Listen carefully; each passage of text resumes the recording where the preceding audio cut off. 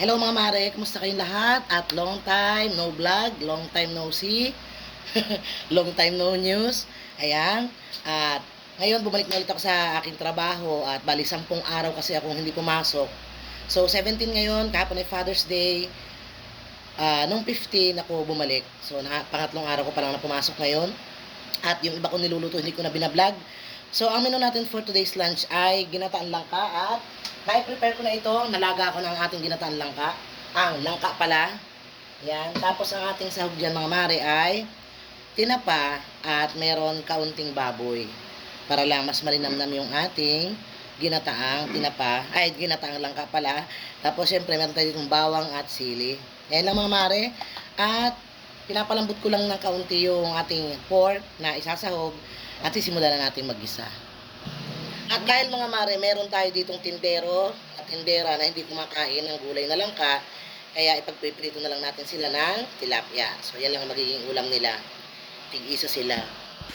At ayan mga mare, ang ating kaunting liempo, ito kalahating kilo lang ay medyo napiprito ito na, kaya pwede na natin gisahin yung ating langka.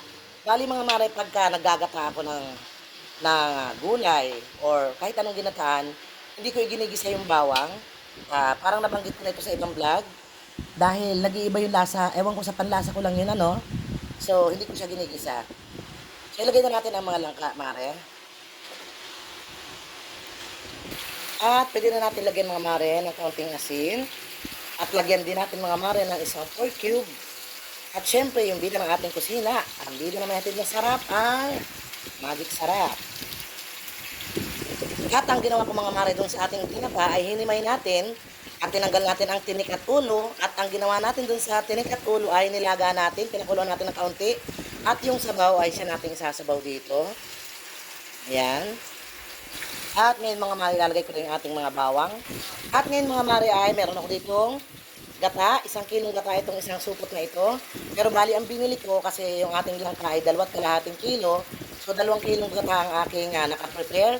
Pero sa ngayon ay ibubuhos ko muna yung 1 kilo at titingnan natin kung magiging sapat na. At saka na lang tayo mag-a-adjust mamaya or magdadagdag pag kulang pa. At ayun mga mare, nilagay ko na yung ating 1 kilong gata at sa palagay ko ikukulangin kaya mamaya idadagdag natin yung 1 kilo pa. So, timplahan na rin natin mga mare ng betchin. At ilagay na rin natin mga mare yung ating mga tinapa na hinimay. At ilagay na natin mga mare yung ating mga sili.